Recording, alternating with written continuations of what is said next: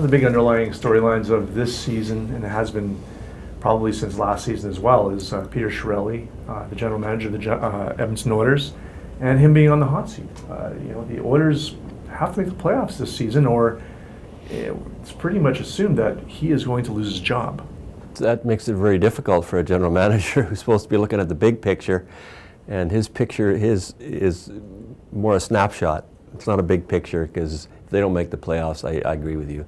4 years into his 5-year contract, they have to make the playoffs. And I don't know for a fact if they make the playoffs and they go out in the first round whether he's still going to have a job. If they're out in 4 or 5 games and only get a couple of home dates, and do they bring him back? But certainly they have to make the playoffs. So he's dealing from a position of, what can you do for me now in terms of a trade to make sure we make the playoffs, as opposed to, I suspect, the big picture with his young players, if teams want some of his young players for help now.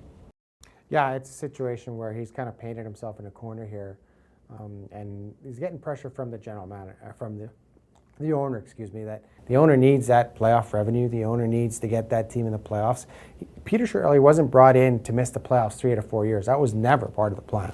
He was given that leeway to do it the first year, which he did. He got the team in the second year, and then it was supposed to be a progression from making the playoffs to winning a round to being a Stanley Cup Finals contender.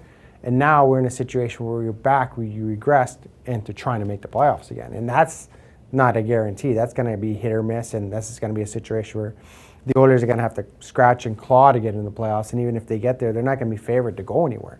So I think this team has regressed in the last 2 years under Peter Chiarelli. So he's got to get them back into the playoffs at the very minimum to kind of be able to keep going. And I think that's the situation that he's finding himself right now, is that he's being a general manager for today, which you're right, Jim. That's a very tough spot to be in when you're supposed to be charged of the franchise for the future, and you're supposed to have a direction for the future. And I think right now there is no direction for the future. The future is today, and this team has to get in the playoffs this season.